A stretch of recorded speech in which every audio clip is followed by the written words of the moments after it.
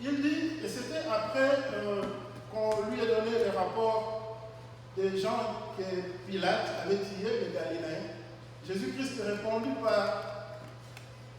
en donnant une parabole en disant, il y avait un homme qui avait planté son figuier. Il est venu après 3 ans pour chercher les fruits, mais le figuier n'avait pas produit les fruits.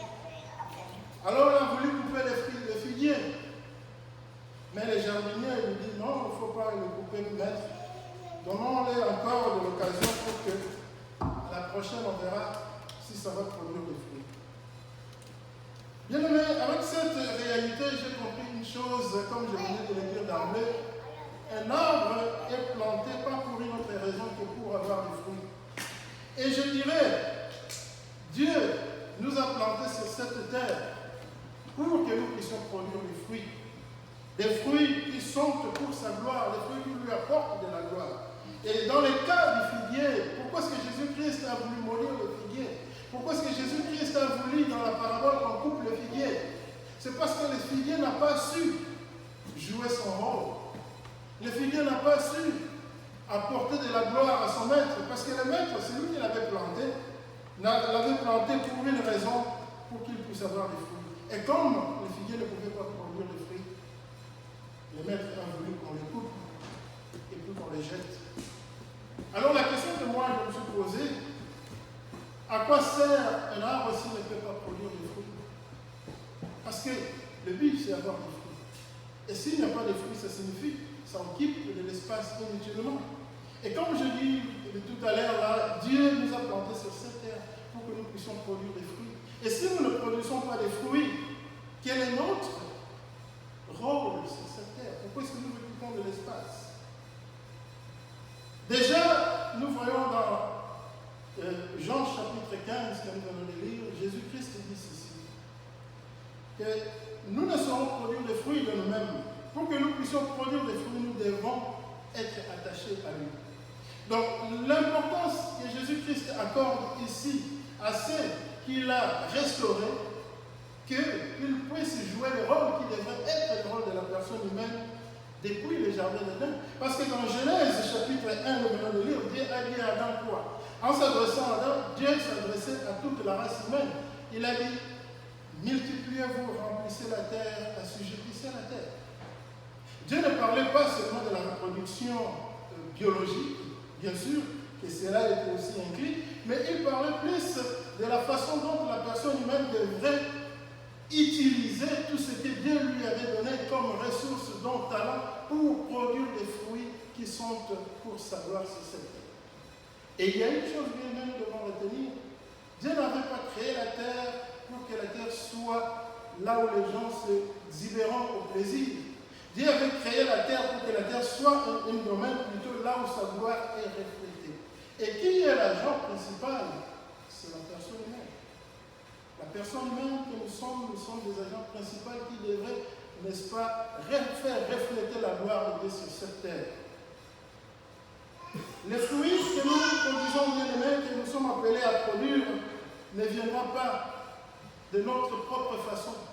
Ce sont les fruits qui viendront, n'est-ce pas, du conseil de Dieu, de la parole de Dieu. Et qui est l'agent derrière la parole de Dieu? C'est le Saint-Esprit. C'est le Saint-Esprit qui nous aidera à produire des fruits qui sont dignes pour la gloire de Dieu. Et le Saint-Esprit ne peut pas opérer dans la personne humaine si Jésus-Christ n'est pas avec cette personne-là. Pour qu'un arbre que nous sommes puisse produire des fruits dignes pour la gloire de Dieu, nous devons être opérés par le Saint-Esprit, et le Saint-Esprit saura s'opérer dans nous que si nous sommes en Jésus-Christ. Les œuvres du monde, bien aimés, nous le connaissons. Le monde peut faire de bonnes choses.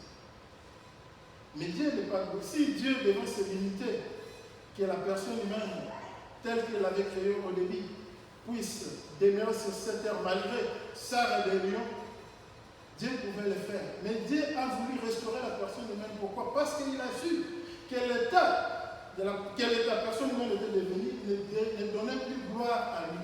Alors il fallait que Jésus-Christ vienne pour restaurer l'homme, pour que l'homme puisse être capable encore de produire les fruits qui donnent gloire à Dieu. Dans le livre de Genèse, comme je dis, Dieu s'adressait à toute la race humaine. par notre ancêtre Adam. Mais dans le livre de l'Évangile de Jean 15, comme nous venons de lire, Jésus-Christ s'adresse à ceux qu'il a restaurés, ceux qu'il a ramenés au point du départ, qui est, n'est-ce pas, la vie de l'obéissance devant Dieu. Les fruits, par là, je dirais, bien-aimés, qui glorifient Dieu, c'est les fruits de l'obéissance. Ceux qui obéissent Dieu, qui sont conduits par le Saint-Esprit, ce sont eux qui sont des arbres qui produisent des fruits dignes et qui donnent gloire à Dieu.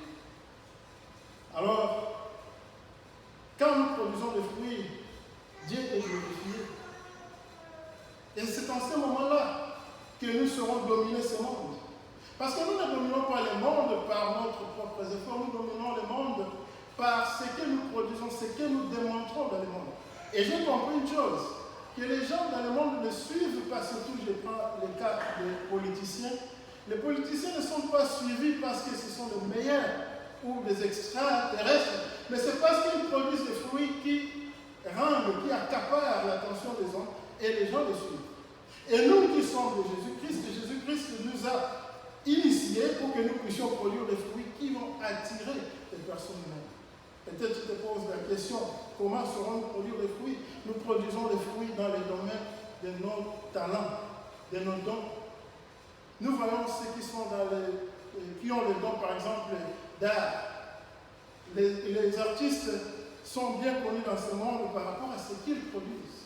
Et de la même manière, nous devons produire les dons que Dieu nous a donnés pour que le monde puisse voir et que le monde soit attiré vers Dieu. Un arbre ne peut pas produire le fruit par lui-même. L'arbre produit le fruit parce qu'il est planté et par la terre, il y a les nutriments qui viennent et qui lui donnent de l'énergie plutôt et de la force et qu'il soit plutôt capable de produire des fruits. Et de la même manière, nous devons être attachés à Jésus-Christ pour que le Saint-Esprit, qui est le nutriment, qui vient par Jésus, nous entre et nous donne la capacité de produire des fruits. Et comme je l'ai dit, nous produisons des fruits conformément à la volonté de Dieu. Et la volonté de Dieu, où est-ce que nous la trouvons? Nous la trouvons dans sa parole. Et le Saint-Esprit est l'agent qui nous donne la clarté à comprendre ce qui est la parole de Dieu et de l'appliquer dans notre vie pour que les fruits alors soient les fruits qui glorifient Dieu.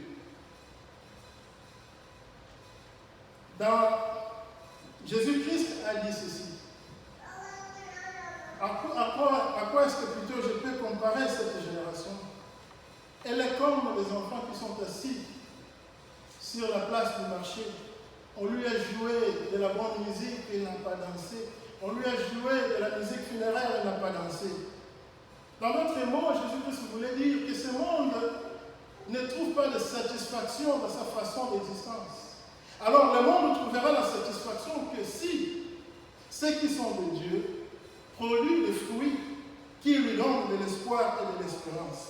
Bien aimé, parce que la satisfaction dans la vie de la personne humaine ne peut pas se trouver dans l'acquisition des biens matériels, dans l'accomplissement des visions ou des projets, des plans que nous pouvons avoir. La satisfaction dans la vie de l'homme sera possible que si l'homme est attaché à Dieu. Alors, nous qui sommes de Dieu, nous devons démontrer au monde que c'est Dieu qui est capable de donner de la satisfaction. Nous qui sommes dans le Seigneur, c'est nous qui devons démontrer au monde, au travers des fruits que nous produisons, que c'est Dieu qui est le créateur, le propriétaire de cette création. Et si la création existe, c'est parce que Dieu veut que la création puisse exister. Alors, quelle est l'importance des fruits?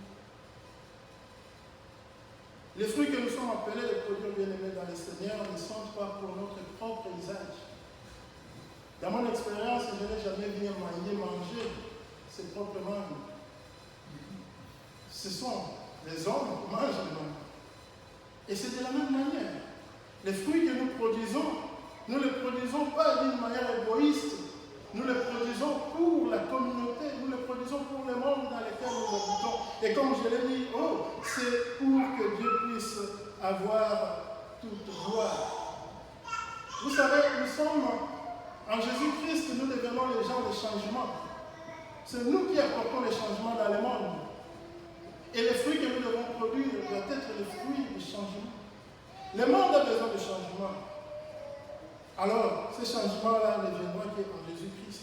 Et nous qui sommes de Jésus, nous sommes des agents qui doivent promettre ces changements au travers des fruits que nous produisons. Tout arbre devra rendre compte, je dirais un jour, de la façon dont il a utilisé les ressources, les dons, les talents, les possibilités, la capacité que Dieu lui a accordée pour apporter des fruits dans ce monde.